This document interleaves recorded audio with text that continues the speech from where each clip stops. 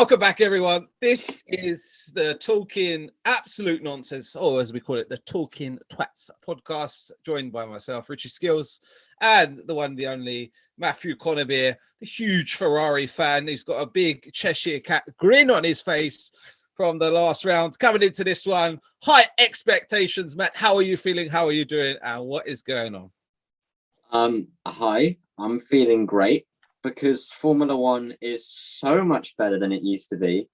My team didn't get the win today. It was a bit of a shame. We were leading for so long.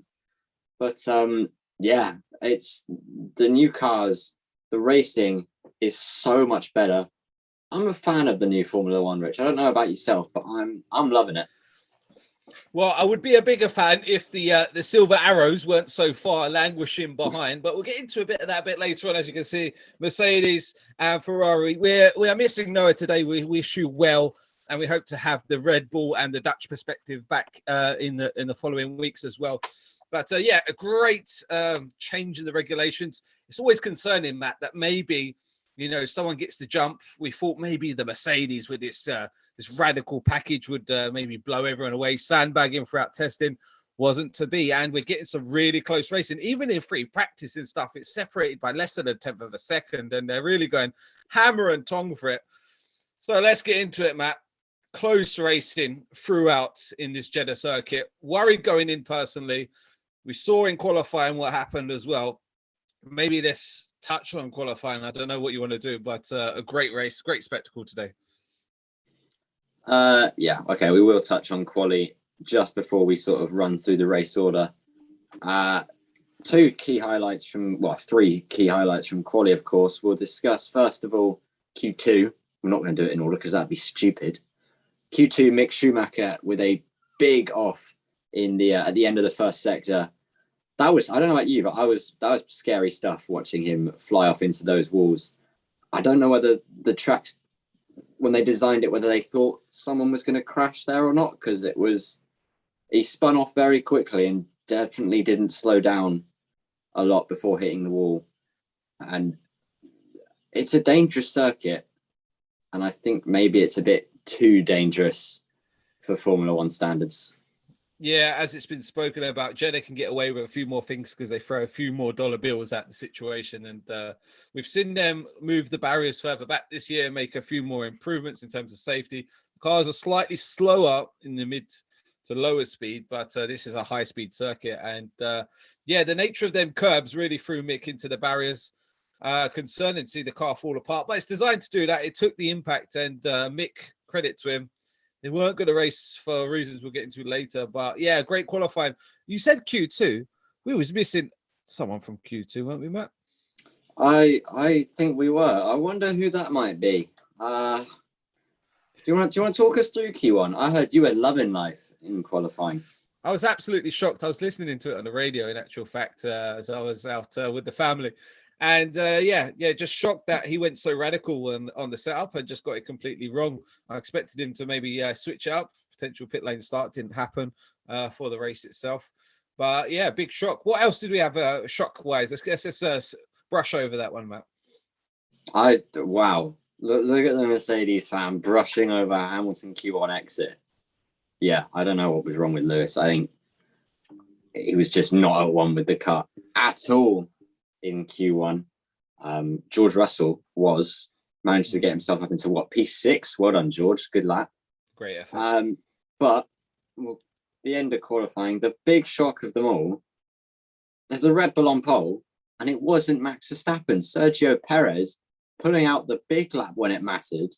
Perez has never been good at qualifying, and all of a sudden he's just rocked up to Jeddah and pulled out a monster of a lap and stolen pole from the Ferraris. I was well impressed with that from Checo. Dare I say, if Max Verstappen had strung that lap together and it was one less one on the front of the car, I reckon they would have called that the perfect lap after almost getting it right last year. He got it right this year, but it was the Mexican Sergio Checo Perez pole position, and it was. He said he couldn't have done it in another 1,000 laps. Absolute scenes.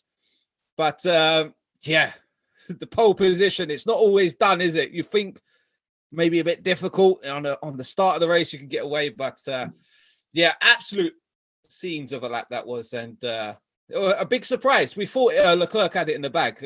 Monster lap from him as well. The Ferraris looked on the pace. Sainz still can't quite match his teammate. He did, was it the first lap in Q3, was it?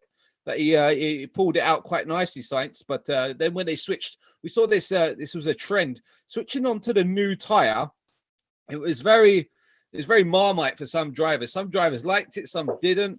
And we saw that with Sainz as well. He couldn't extract the lap time. And we saw a couple of drivers go on a couple of like prep laps, didn't we, Matt? Like to get the tyre bedded in properly. Yeah, for sure. It was really weird. And I remember watching FP3, and some guys were doing like 5 warm-up laps before actually going for a fly. It was really weird. And a lot of questions were raised going to qualifying of how are they going to prepare the tyres? And in the end, I don't think the teams and drivers really knew how to do it going to the session. Because like you say, we ended up with guys who would come out on brand new tyres and be slower than people who were on a used set. I don't know, maybe a tyre that's been through a heat cycle already was better to warm up. I don't know. I'm not a tyre expert, but it was really weird. And in the end, in Q3, like we say, it was Perez who managed to get the tyres working. Verstappen couldn't.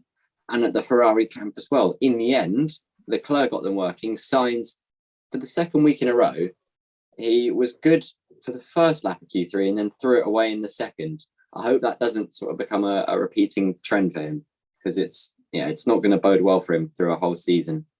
Yeah, you'd rather do it that way than put it in the barrier, maybe bin it on your first lap. He's getting the bankers in, but on the second one, he's looking like a bit of a wanker. So let's hope he can turn that form around, because it's strongly siding with Leclerc, and the longer this trend goes on, the worse it's going to be for him in the championship. Of course, the race is a different story. And it was one hell of a race, Matt. Thoroughly enjoyable throughout. Action not at the front of the pack to start with, but where we're going to do this. We're going to run through the grid. What would you like to do now? Let's go from. Have you got I've got the standings up here. We will run from the bottom of the race result, all right?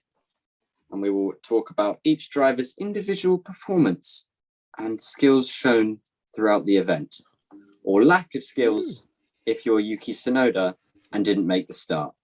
Bit of a shame for him. He had problems yesterday as well, didn't he? He's just harsh, man. Lack of skills, lack of an engine, by the way. Oil pressure failure that we was hearing. And once again, concerns for that Red Bull Honda power unit, however you want to garnish that one there. But concerns once again, considering there's only 4 of them on the grid, and one of them didn't even get to start the race. But yeah, harsh on Yuki. Yeah, real. He had the issue yesterday as well, I think, in qualifying. Just really harsh luck for Yuki. I don't know. Good luck for Australia, I guess. Not really much we can talk about for the little man today. So we will swiftly move on to next up the order. The first retirement of the Grand Prix, Nicholas Latifi. Pretty unimpressive all weekend, and in the end finished his race prematurely like he did in qualifying, finding a barrier. Just a bit of a shit weekend for him, really. There's not much more to say. I think we can start scoring the drivers now. I mean, we're going to do it out of 10. We're going to give him an A, B, C, D, F one, or we're going to, how do you want to do that? Because Latifi, they moved the barrier further back. He still managed to find the barrier. What was he? Had a snap of oversteer, overcorrected it, found the barrier. Yeah, poor from me. I'd give him like maybe at best a 3 out of 10 for the weekend from this guy. Much improvement needed. And Albon absolutely bossing him at the minute. Yeah, for sure. I'm with you with Latifi. I think it's either a 2 or a 3 out of 10. There's just nothing impressive. Nothing for me to look at and go, oh, he did all right there this weekend. He's just poor. And interestingly enough, Latifi crash causing a safety car that cost one driver more than the others. I think you might have been having some flashbacks there, Richie. But yeah, overall poor weekend. Yes, the Vietnam flashbacks. Latifi. We don't hold any grudges. He can't help it. He just doesn't have the skills or the quality to keep the car on the road, especially when the walls are that close. We saw it in Abu Dhabi. We've seen it again here, and he's getting shown up already. So poor from him. Moving swiftly on. Yeah, we got Ricciardo next, who the next 3 drivers, by the way, all DNF with mechanical issues at the same time, which is really weird. Yeah, it's like, what happened there? We were all fine, and then everybody just blew up at once. Very weird. Either way. Yeah, very weird, but maybe that cool down period, with the safety car, we saw it in the last race as well. Maybe these new power units are not inclined to it. We've seen overheating issues. What car was it that we saw it come up on, Matt? That was Alonso? I want to say it was the Alpine. Yeah, Alonso's car, wasn't it? I think it went into like a limp home mode, and I was very scared at that point because you go through some high speed sectors as well, and you wouldn't want to be a leader or a fast car approaching that and blindsided, and it could really rear end someone. So I would have hoped he would have pulled off at one point, maybe for Hamilton's sake at the same time, but it wasn't to be, and he trundled back to the pits as well. Yeah, just not ideal. Coming back to Mr. Ricciardo, better weekend for McLaren overall. Daniel, again, I think he was a bit off of Lando, but not miles away. There's an improvement. He's getting a 5 out of 10 from me. Didn't do anything wrong all race, just nothing special before the car blew up. What about yourself? Yeah, I would agree with a 5 out of 10. It was pretty ominous from the weekend. Didn't do anything drastically wrong, but nothing drastically right. So we'll put him slap bang in the middle, and we'll just say, do better next time. Yeah, agreed. Then moving up to Fernando Alonso. First half of the race, when he was still in it, lovely stuff. Got to say, the battle with Ocon in those opening stages, I thought they were going to crash. I was getting major Red Bull 2018 Baku vibes. I was like, they're going to race each other hard. And eventually, one of them's going to hit the other, and it's going to be absolute carnage. But in the end, the team had to get involved, didn't they? Yeah, the team had to get involved. The thing I love about Opner is he comes on the radio and he tells it as he is. Like he said, we're going to let him race, we're going to let him get on with it. And I'm glad we have him on the grid. Between the pair of them, I think Ocon, some of it was highly questionable, his racing. Especially when he shut the door down towards turn 1, was it? And I think Alonso will go and have a few stern words with this guy across the garage after the race.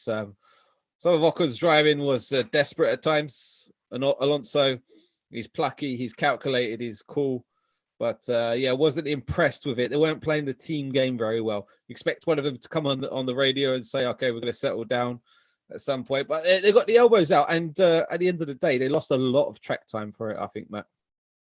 Yep, I absolutely agree with you.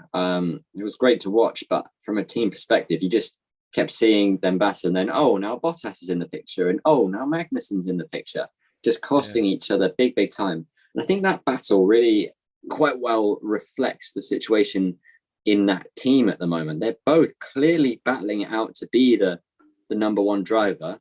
Ocon, if he can go above Fernando and do better than Fernando, then he can go better than anyone. If Fernando is the man in the team, he will not want to finish second to anyone.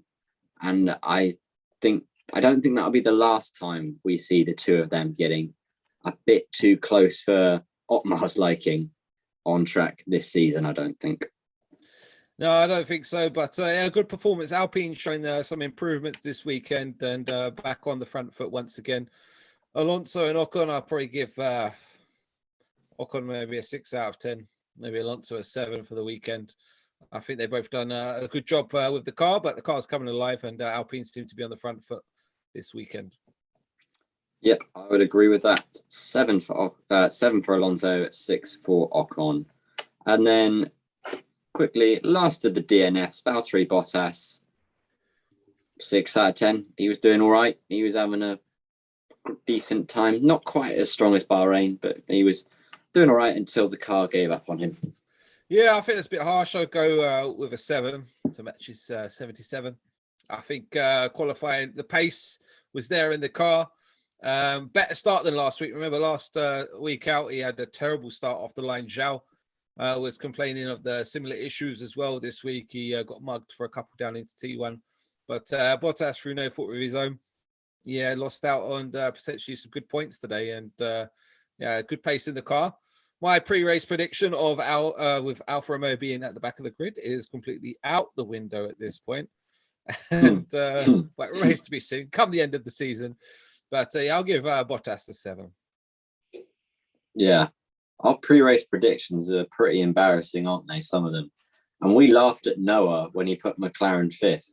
Oh dear, he was not far from it. That's oh dear.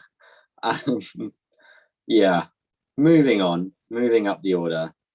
14th, and we did DNF, but it was like on the last lap pretty much.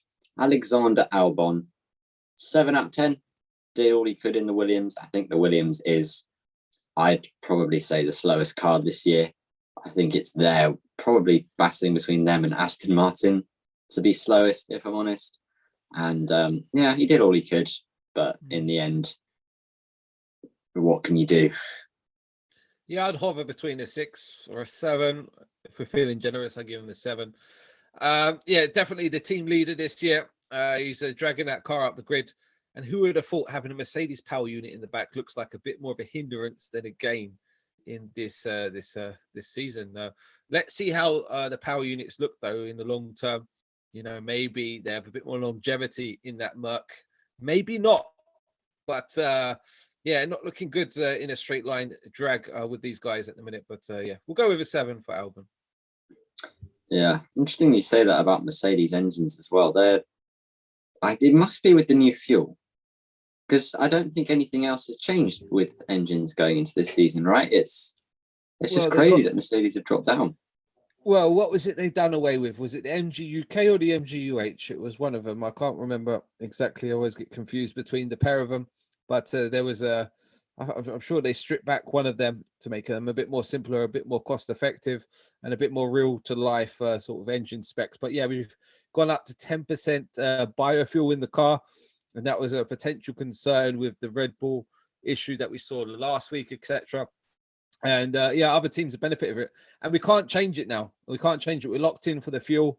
We're locked in for the engines as well. So we're going to have to run what we got, unless it's a big reliability issue, which they could potentially change. But doesn't seem that way so far.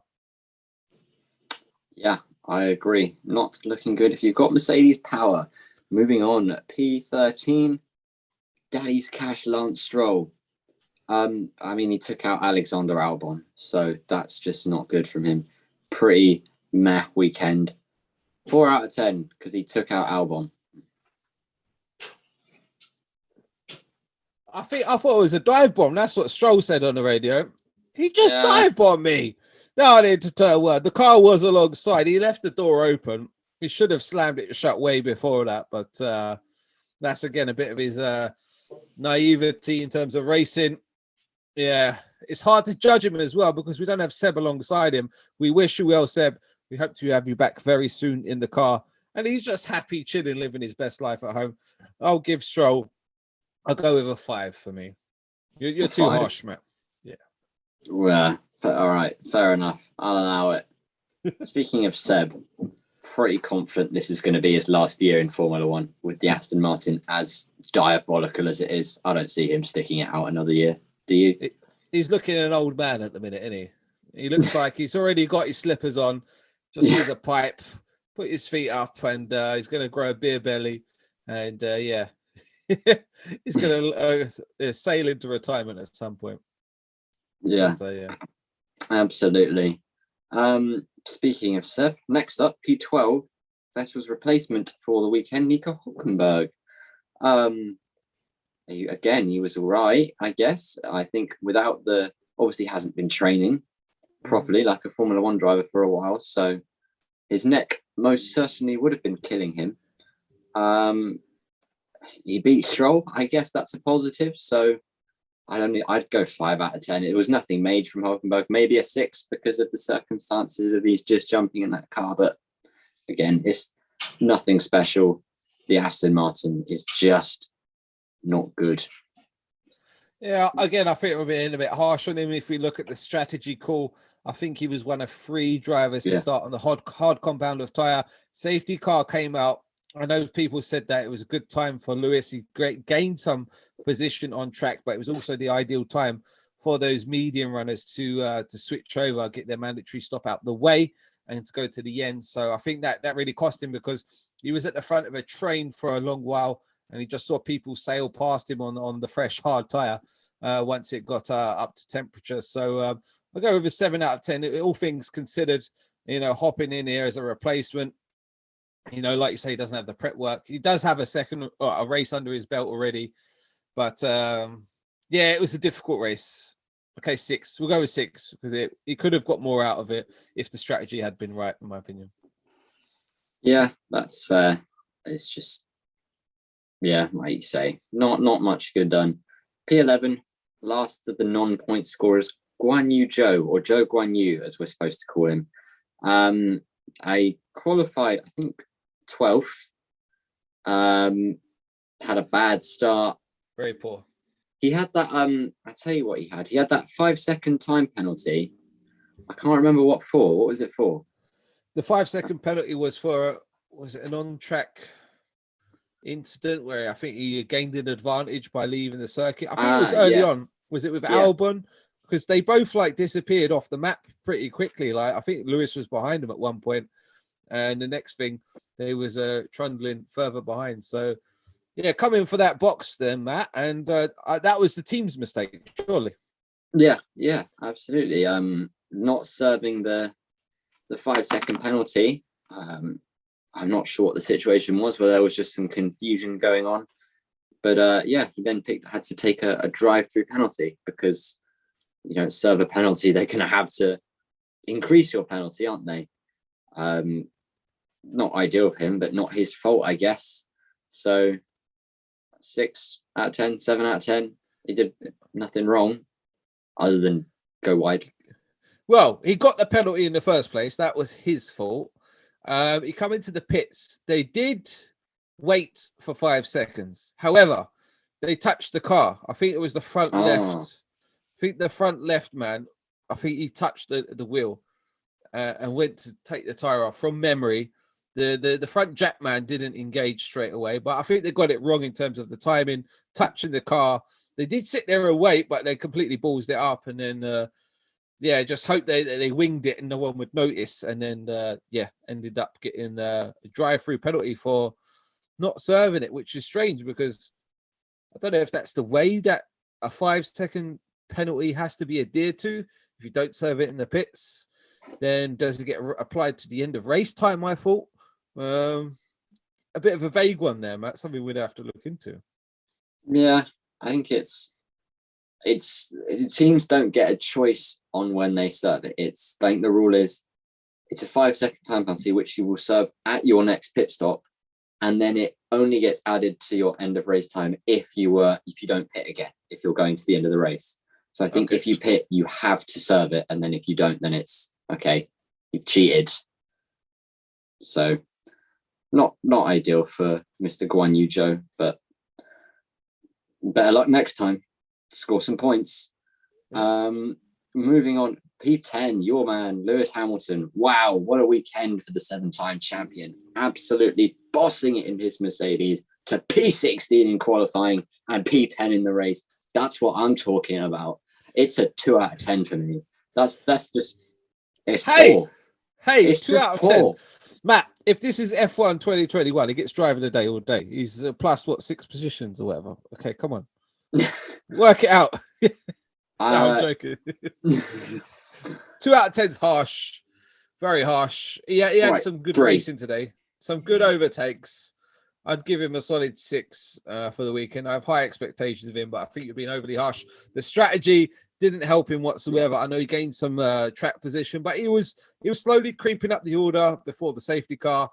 he was looking good starting on that hard time. But that's what we see from league racing, Matt. You know how it is. If you start on the hard, you know that you run that risk of if a safety car comes out early, it's going to ruin your strategy for the rest of the race. And that's what happened to Lewis there. He was just, I think he was trying to extend, hopefully, trying to get a red flag or a full safety car.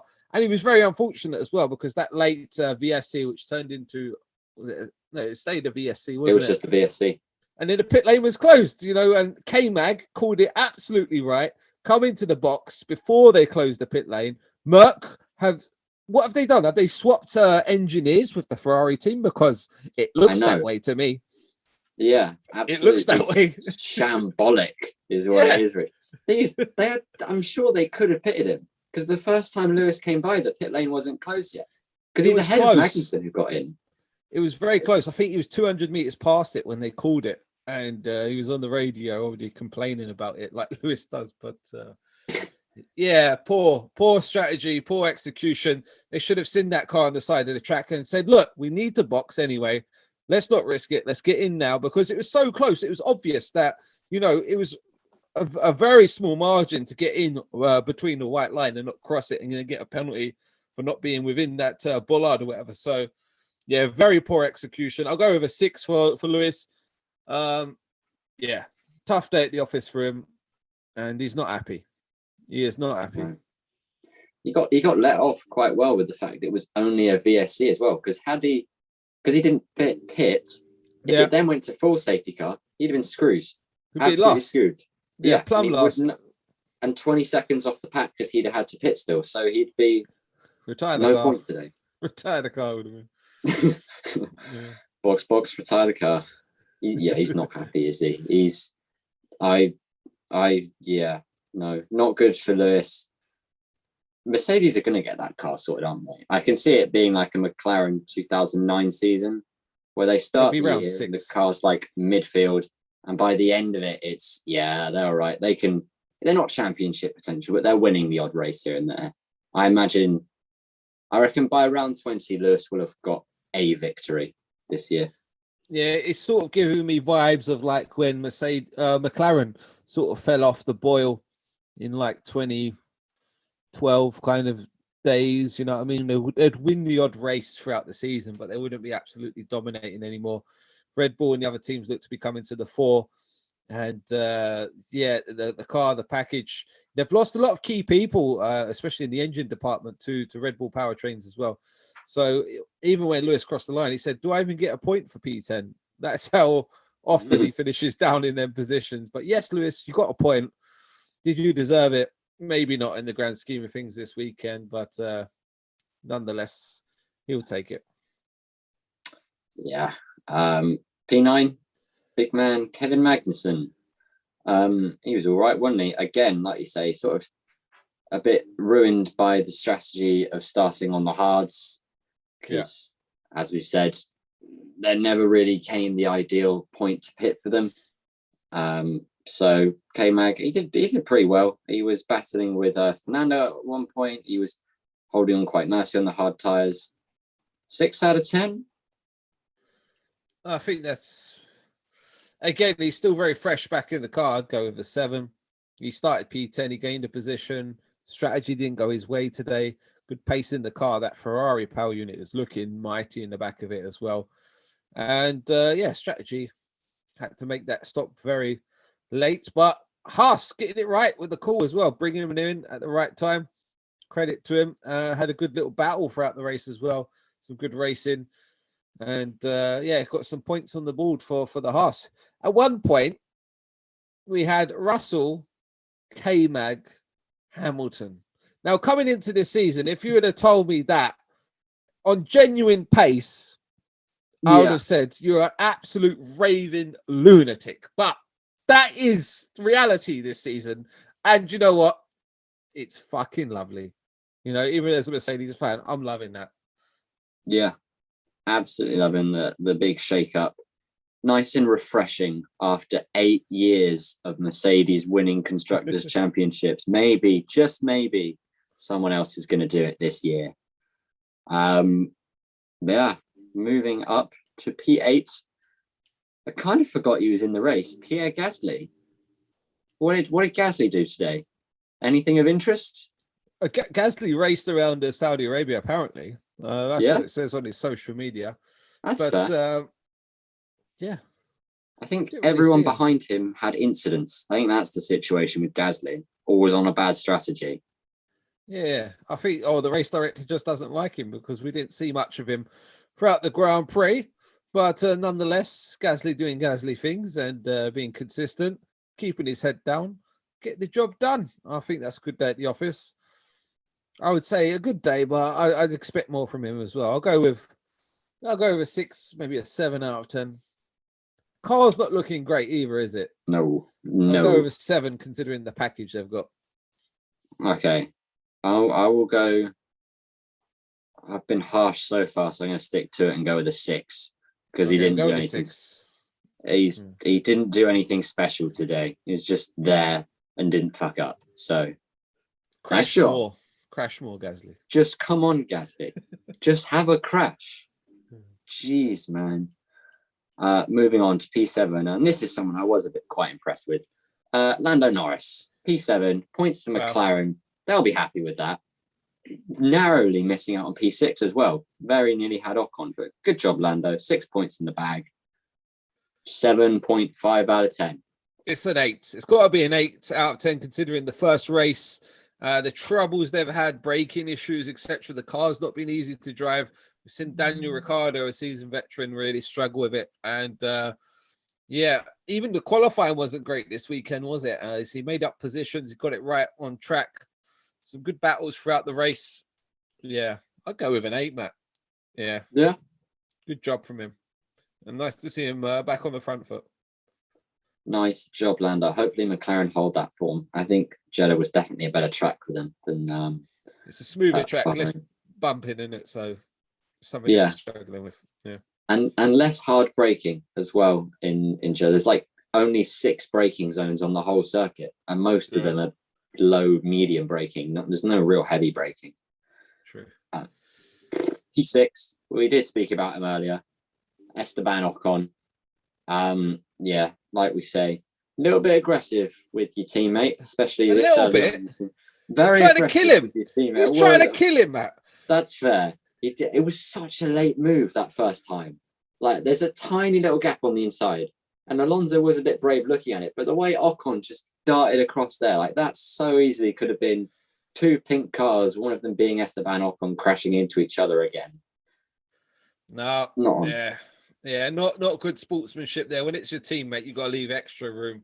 And if that was against a competitor, another team, say it was K-Mag or someone else, that would have been, I think the stewards would have slapped him with a penalty or something, because it was downright dangerous and good pace in the car and everything. But just because of that, I'm going to give him a 5, mate. I was not impressed with some of his driving standards today. Yeah, I'm going with 6 because I've said 6 a lot. I'm going with 6 because he was quick. Okay. I will allow him. He had a good quality. He has been fast all weekend. Just some dodgy driving with your teammate. Don't do it, Esteban. Fernando. Don't fuck with Fernando, mate. All right? He's had a hard enough time of it, Fernando. Bless his cotton socks. Back DNFing again. Aye. And you know what? When that car was in limp mode, still faster than a McLaren Honda. Good stuff, Nando. No. P5, 10 points in the bag. George Russell, again, great job. Got the most out of that car. Much better than Lewis. 8 out of 10 for me. Absolutely smashed it. Solid 8. Got qualifying right. And it's very chalk and cheese. The last race, I feel Hamilton outperformed him considerably. Of course, Hamilton's been way off in this one. Went a complete wrong direction in the setup. But Russell, nonetheless, I think, what was it, after about 10 laps, he was maybe, I'm saying about 15 seconds off the pace, 13 seconds off the pace. I mean, they are the front of the mid-pack at the minute, Mercedes, and they really need to pull their finger out because they are miles off it. But George Russell, pulling out all the stops. Damage limitation once again. Good points on the board and 4th in the driver standings, Matt. Yeah, ahead of Hamilton. That's like the first time Hamilton has been behind a teammate since Bottas let him sometime pass. early 2020. Yeah. But he did what needs to be done today. Mercedes, like you say, they're in a kind of no man's land, aren't they? They're like not on it with with Red Bull and Ferrari, but they are above the likes of Alfa Romeo and Haas and whoever else is making up the midfield right now. On race pace, yes. On single lap pace, they are in the midfield. They are. But when it comes to race pace, the car looks a bit better, heavy fuel. And like Lewis, of course, you can't change the setup on the car. You can do a few clicks on the front wing, maybe a few bits of tyre pressures, etc. But yeah, he seemed a lot more content in the race, considering he was struggling with the rear end twitchiness of that car, and it wanted to over rotate and kill him at every single opportunity on the low fuel. So yeah, they need to get on top of it, but we're not going to see that until round 5, 6, 7, maybe. So, or even the midway point. They could bring an update. It doesn't work, and they're limited this year in terms of resources, budget, and etc. So, and they're finishing P1 in the constructors last year. Matt is really going to bite them in the backside in terms of the R&D going forward, because they get the least time in the wind tunnel, and CAD whatever. They got the least time to spend on the car and resources in terms of money as well. So it's going to be a long up road struggle for them, and maybe they need to write this year off already. I hate to say it, but yeah, it's going to be tough. Going to be tough. But Russell, number one driver in Mercedes, it looks like. Joking. Yeah. Moving on then. P4. And this one kind of hurts me a little bit. Sergio Perez. Oh, not good. He pulled out the lap of laps in qualifying. He led into turn 1. He was doing what he needed to do. I think when bye Richard's face. Oh dear, Richie, your face is this. Oh, you're back, Rich. Come on, Rich. What's going on there? You're scaring me. Yeah, I think Leclerc was going to get him. I think when they did when they say pit to overtake, I think that means box opposite, and I think Leclerc had the measure of Perez to come ahead, but Latifi crashed at the worst possible time, and that was a safety car that just ruined Perez's race, dropped him down to 4th. I say dropped him to 4th. Dropped him to 3rd, and then back to 4th again because he had to give up the position to Sainz. That was a slightly interesting one. I wasn't sure how they were going to deal with that, but in the end, let him go on the restart. So yeah, massively disappointing. I mean, the Ferrari master plan, they kind of suckered him in. Would they have boxed? I don't know. It was very early on, lap 15 or 50, and you're looking at a one-stop potential race. I think there was a lot more in the tyres at that point still. We've seen the undercut so OP with these new tyres, colder temperatures coming out the blankets, etc. I feel Ferrari really suckered in Red Bull, and if that was Max, would they have reacted the same way? I don't know, Matt. I really don't. Maybe they would have been a bit more stronger minded to keep him out there, pulling the other driver, but because it was Checo, the safety car was deployed on the following lap, etc., and he lost out because of that. Sainz did cross the safety car line first, and that was seen on the camera. And it's up to the teams now to discuss it, see who's in the wrong, and talk to each other, instruct their drivers to let each other through, and get on with the race. And we saw that on the restart, and I love that. You know what I mean? There's no bartering with that person that we don't talk about anymore over the radio. We're not going to do deals on the restart. We're not going to do anything, because it's a promotional offer or anything nonetheless. And you've got to feel for Checo, because great start, pulled out. I don't know if Leclerc would have got him. I don't know, because he looked in control at that point, Matt. He did. And when you're out front and you're getting hunted down, you pull out an extra bit of pace. But when you come out and you're in P3, you're going to have to go back to P4. It takes it out of you. Do you know what I mean? You don't have that Yeah. same energy, that same pressure on your shoulders to push that extra, 1% per lap or whatever. But yeah, it's a great job from Checo this weekend. Just because of that, I'm going to give it a 7 out of 10 personally. It could have been a whole lot more, but that is racing. That is racing. Sometimes you win, sometimes you lose. He lost today. What was it? 215 appearances, his first pole position, a great milestone, and to beat such a fast driver in Max Verstappen as well. Yeah, credit where it's due. And yeah, you got up a few levels in my estimations, Checo. Yep, 7.5 for me. Good quality, good start to the race, but once he lost that lead, he didn't really look like he was going to progress past Sainz, maybe. So yeah, 7.5. Good effort, Checo. Don't get fucked by Latifi. Moving on. Latifi's gonna get you. All part of the Glades Ferrari Master Plan. P3, Carlos Sainz. Decent, not great. Worked out nicely. He did nothing wrong. 7 out of 10 for me. He wasn't on the level of Leclerc again. I feel like that might be a bit of a repeating trend through the season. I think Charles will have the measure of his teammate this year. But yeah, he did all right. He beat Perez, got on a podium, decent points for the team. 7.5. Yeah, I'll go over 7. I expect more out of him. On his day, he's more than capable to beat Charles. We've seen that. But Charles, when the car comes alive, so does he. And he pulls out that extra bit. He's got that champion within him. Sainz is not quite the finished article just yet. He reminds me of, you're going to compare Lewis and Nico Rosberg. Nico needs to work a lot harder to extract all of it, whereas Lewis has got that racecraft, that inner talent within him. I think we're seeing a similar rivalry amongst them, and we will get a few jewels in the desert and stuff like that if they're out in front by themselves as the season progresses. But yeah, a lot more to come from Sainz. A bit disappointed. It was looking good in the first part of Q3, but yeah, work to do. He will win a race this year. He will win a race. Yeah, I can agree with that.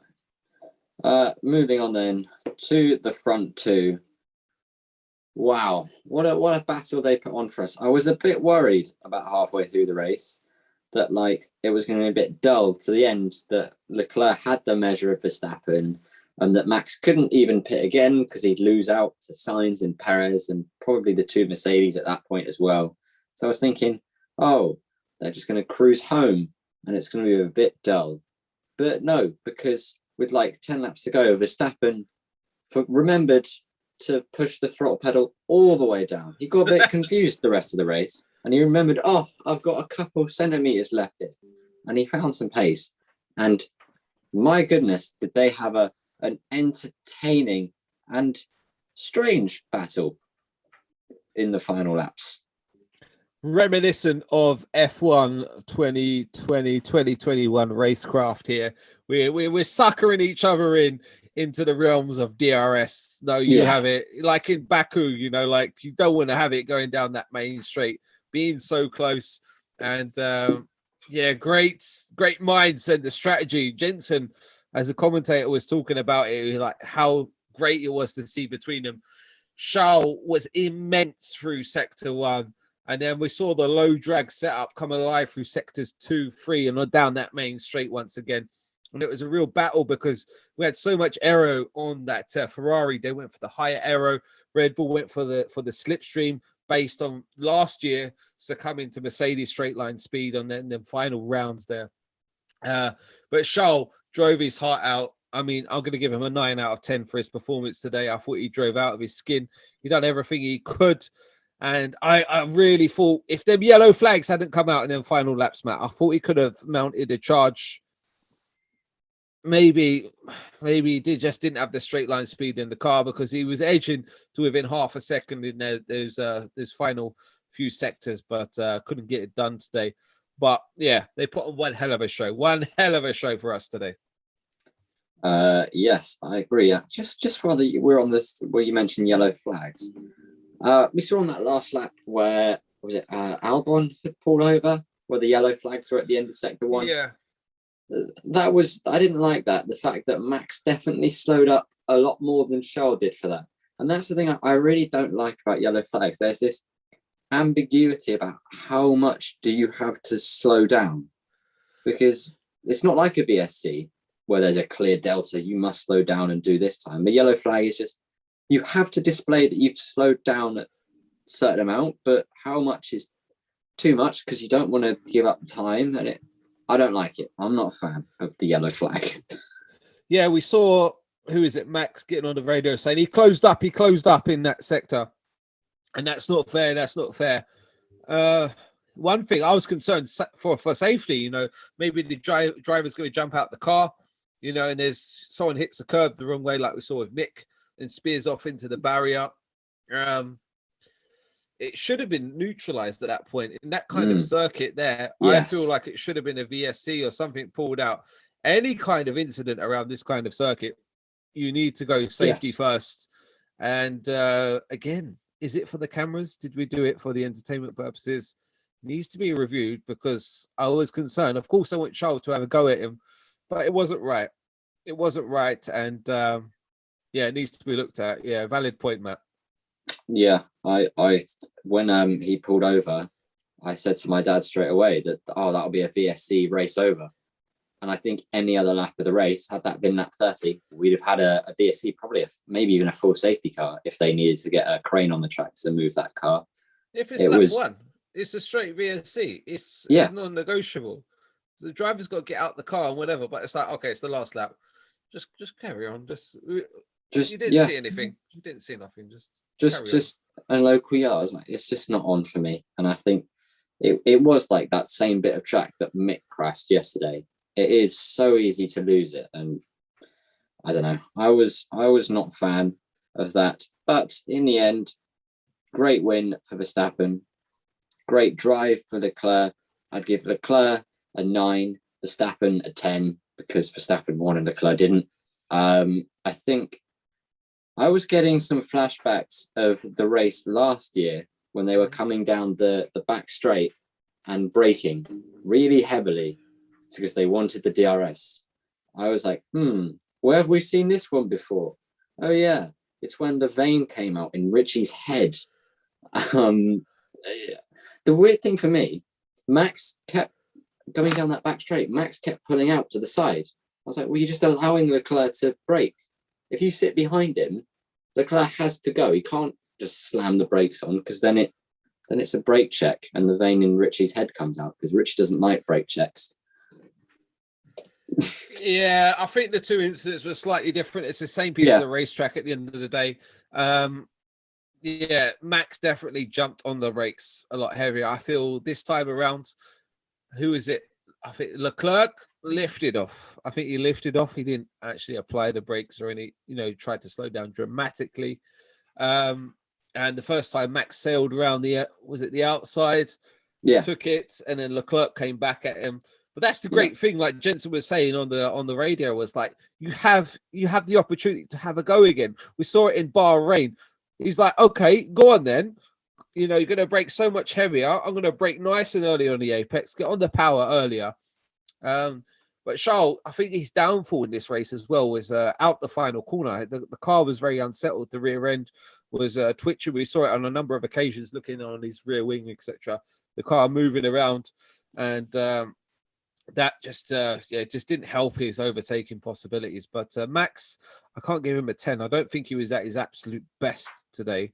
I think there's a lot more levels to him. I'd give him an 8 if anything. I think that he's got a few more gears to go through. And he's gone up my estimations, because he's driven a lot more clean than he has with Hamilton. Hamilton pushed him to the ragged edge. Don't get us wrong in that last year, but this year coming in, he knows it's a fair cop from the off here, and Leclerc and him go back a long way. We've seen the karting video and etc.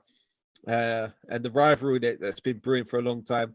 But I'm enjoying this. This is going to be legendary this year. Ferrari versus Red Bull. I'm a big fan of it, and I don't know which side of the fence to sit on. I'm going to sit on Carlos and Checo's shoulders for the rest of the season and just enjoy whatever happens. Yeah, I think that is probably the best way to go about it. There you go then. 2 rounds complete. Leclerc, still your championship leader. He is 12 points clear now of Carlos Sainz.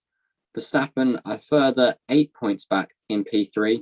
Red Bull starting their recovery after they did not get away well in Bahrain over in the constructors' standings. Ferrari, absolutely miles clear, 78 points for Ferrari. Second is Mercedes still on 38 points. Ferrari have already got over double the points of their nearest rivals. That's mad for 2 races. It's mad, but what are we now? How many races do we have? Currently 22 for this year, minus Sochi. Yeah. I want to say so. There's a hell of a long way to go, and things can and will happen. And with the battle being this close at the front, it's anyone's for the taking. You know, Red Bull a long way off it. You know, that first round has really hit them in the nuts. Ferrari, let's hope they continue the pace. Mercedes will come strong and start to tax points off of the top 2 teams, as I'm going to call them now. And yeah, we haven't really seen the blend of circuits. Where do we go? Imola next. Australia next. Oh, Australia. Yeah, Australia. Sorry. So another street circuit. And that's going to be fascinating as well. The new layout there, higher speed nature. Yeah. Really looking forward to that. And I'm happy for the Australian fans because they've had it tough since the absolute start of COVID, when they got to the racetrack and they was told go home. That was poor from the F1. But yeah, a lot to look forward to this season. And if you had to put your money on it, I mean, you're going to get good odds either way because it's wide open, absolutely wide open. It's all going to be about the development rate now. Who's going to extract the tires the best? Strategy. There's a lot of unknown, a lot of variables. Yeah, it's going to be a mega season, man. For sure, absolutely. And just one brief final point I just want to bring up. Mick Schumacher. I know he didn't race today. I would like to see something from him in Australia because he was definitely behind Magnussen in Bahrain, and he was definitely looking like he was going to be behind again this weekend. I'd like to see something from him to prove that he is worthy of his place in Formula One and maybe a worthy future champion. Yeah, I feel like, you know what he's like. He struggles to adapt to a new formula. You know, we've seen that when he goes into F2. We've seen it when he comes into F1. And it's almost a new formula for him once again. And he has to adapt his driving style, etc. He should have been into Q3 based on his pace this weekend. And he could have picked up potentially his first points. He didn't. But I think points are on the radar this season. But yeah, it's a good yard marker with K-Mag in the team. Australia, I don't think he's ever driven around Australia as well. So that's going to be a tough ask for him, a real tough ask. And he could have raced this weekend. The team come out and said, we could have built a car for him. But if he had another accident in the race, there wouldn't be enough spare parts for the Australian Grand Prix. So they took the view of like, okay, let's go into Australia with a fresh car, a fresh weekend, and let's give it a good go. So that's pretty ominous in itself that they're saying they don't trust him. Do you know what I mean? Yeah, I get you. They obviously would have taken into account the fact it would have been a whole car rebuild because there was a big shunt. There's major damage. He probably would have been starting from the pit lane. Maybe they felt it wasn't worth it for this weekend. They'd be better off just waiting for next weekend when they can guarantee they'll get him a car that he can qualify around about 10th-ish and go from there. But yeah, not good for Haas to have to do a big rebuild. Yeah. Cost cap environment. This is bloody expensive. That's going to be a new chassis, gearbox, engine, the works, mate. How much does an F1 car cost to build? Quite a lot. Yeah, it's not cheap. And especially for a team that have recently lost their title sponsor for good reason. But, you know, I imagine cash flow isn't fabulous for Haas right now. So not what you want to see for them. I hope that it's not got too many major implications. So from just £2 a week, you can sponsor a Haas to compete in the F1 calendar. We'll send you signed photos and keep you up to date with Haas's progress throughout the season. Just a little endorsement for them there. What else we got to talk about? I think the commentary has been pretty poor from the start of the season. I think it's not been exhilarating. I feel we've missed Brundle this weekend. We had JB in the booth. I prefer to see Nico Rosberg. I think he's amazing in the booth if we could have got him here. But what's his name? Alex, is it from the F1 channel? Alex Jakes. Yeah. He needs to step up into the big leagues. I mean, he's more of a Crofty, isn't he, in the booth, because he's got that passion, that adrenaline. But yeah, we missed Brundle this weekend, I felt, on the commentary. The race director as well, at times, missed a lot of overtakes as well, focusing on battles that he shouldn't have been doing.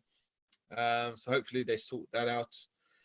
We had the Rogue Marshal this weekend. Did you see that on Twitter, Matt? Did we? We have another one.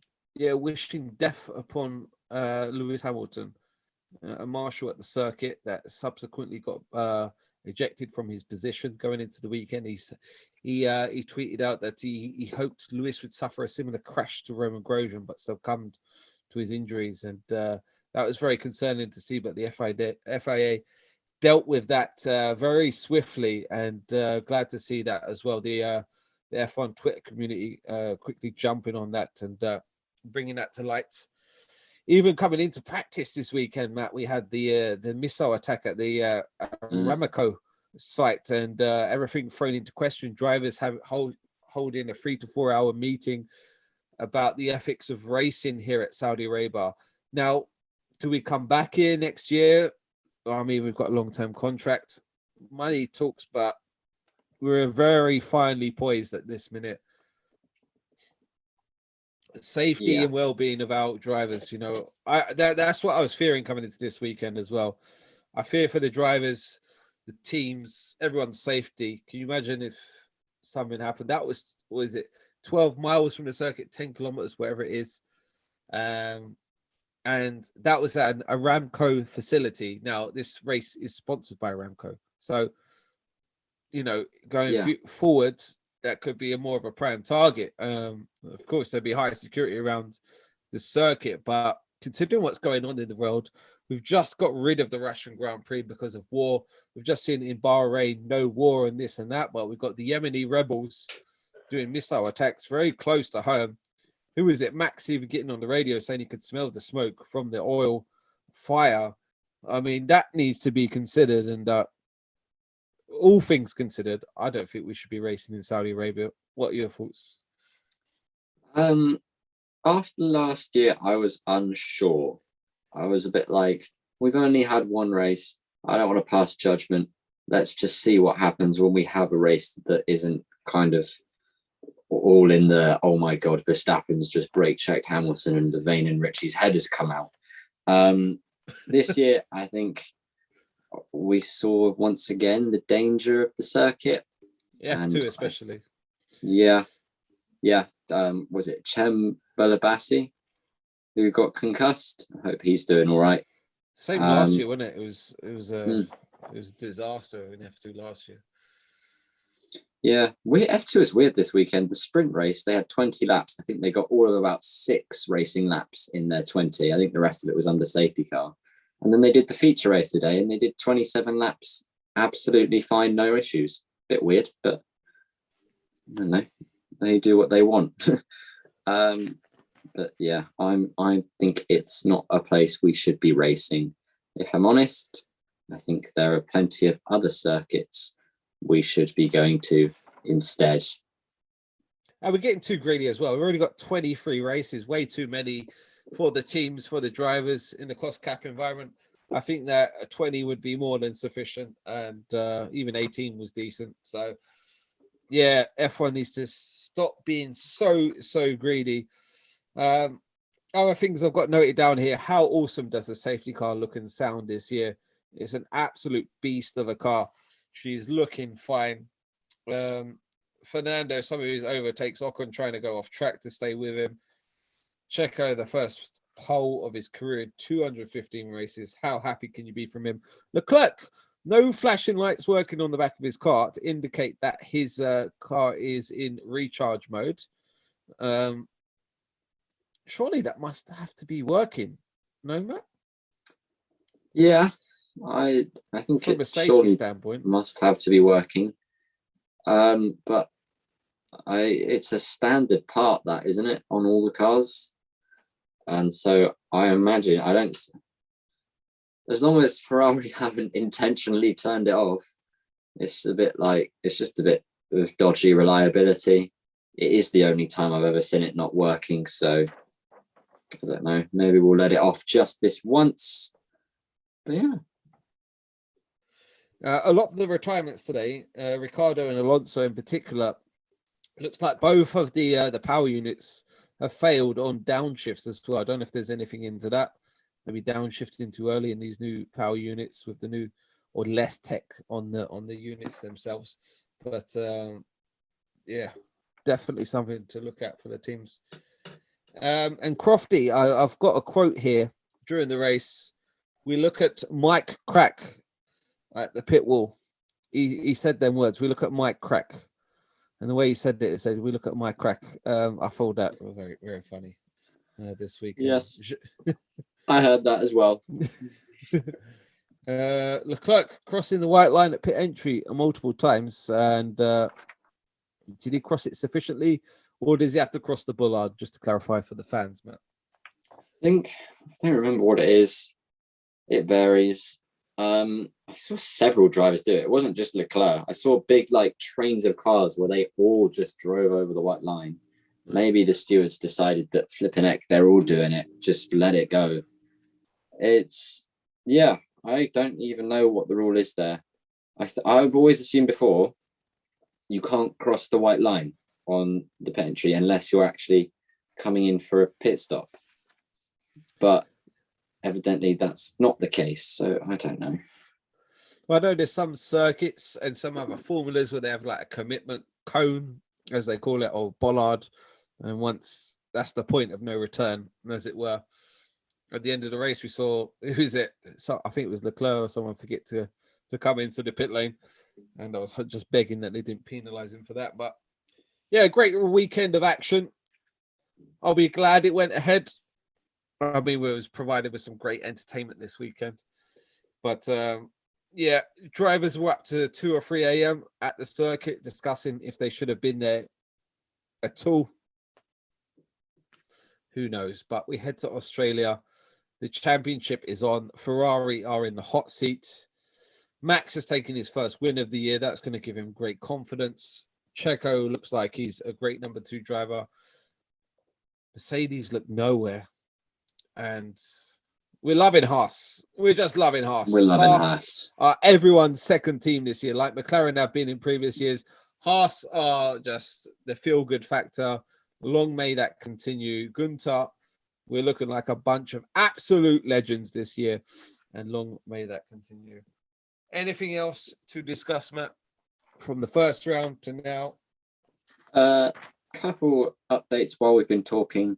Alexander Albon has been given a 3-place grid drop for the Australian Grand Prix for the collision with Lance Stroll, and the stewards have taken no further action with regards to possible rule breaches under yellow flags on the final 2 laps. No further action.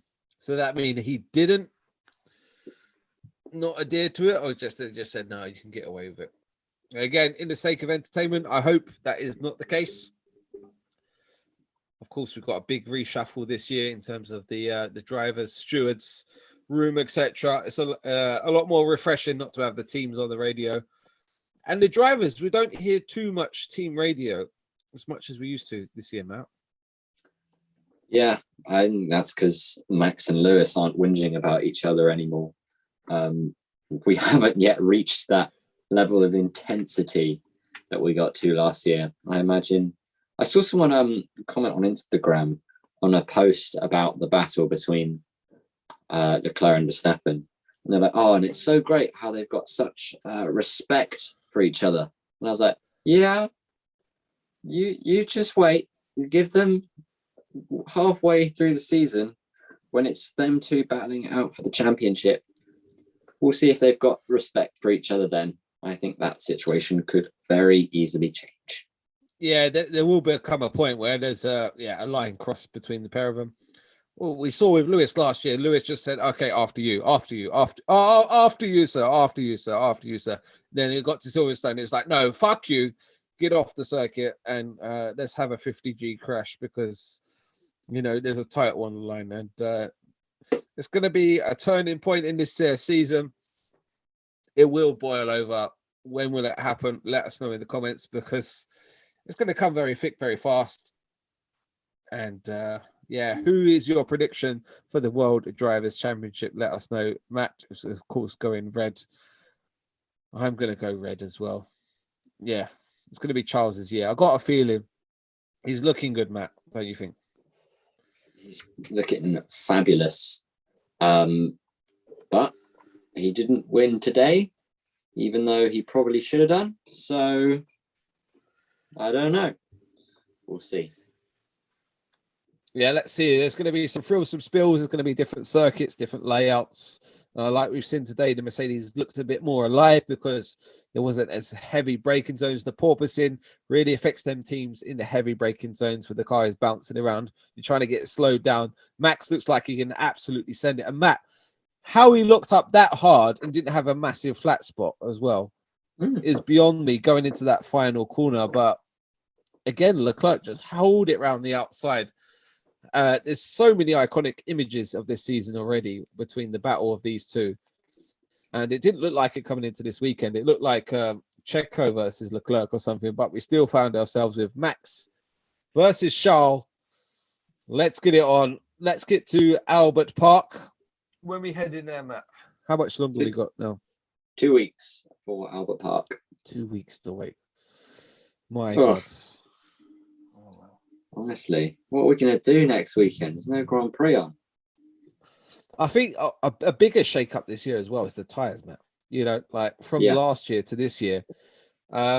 We briefly spoke about it last year, but going for such a low-profile tyre, the 13-inch, we had so much sidewall on the tyre. But that's half the problem with porpoising because you've got that's half the suspension in an F1 car. It's just the movement in the sidewall, absorbing all that shock, etc. But this year, it's a massive unknown. We thought there could be massive tyre deg this weekend. There wasn't. Lewis was, 39 laps on the hard tyre. He could have run to the end, I think, as well, and would have got away with it. In Bahrain, no chance of that. The hard tyre wouldn't turn on. The mediums and the softs got chewed up very, very quickly. And no team has data on it. And they'll wait till we get to a hot, like Barcelona or something like that. It's going to be absolutely mental. And we're going to love to see it. We will indeed. I love it. Just the unknowns. Is the tyre going to be good? Is it not? DRS as well. Bit different. Way too OP. This year. Yeah. This weekend was too much for sure. They need to cut it down. I think like it's still necessary in the current formula to make it exciting, but I would trim maybe a third off each deployment zone or something to that extent. And do you keep the same detection point? Do you keep it into the final braking zone to keep this kind of action, or do you keep it on the exit of a corner because you've got that less third of a deployment zone so they can attack and have a go at each other? They're things that F1's going to have to look at as well because it's a big unknown. The slipstream doesn't seem as big of an advantage, but cars can follow so much closer. We saw Lewis, particularly, I noted in the first third of the race, he could just follow through sector 1, 2, and then have a go into that long banked hairpin and pull some moves out. But the formula is great. The racing is great. It's good to see Charles at the front of the order. Big fan of his. He dominated F2 when he was there, and he had a decent car. And long may it continue. Any closing words from you, Matt? No, just let's hope that the battle continues throughout the season. It's good to see that both teams have already got one race win each. That's normally a good sign that they'll both be there in the title fight. Okay, Haas are going to win in Albert Park, and we're going to make it 3 out of 3 constructors for the season. Thank you for joining the Talkin Twats podcast. I've been Big Dicky, and this has been Matt. We'll see you again soon. Thanks for watching, and ciao for now. Bye.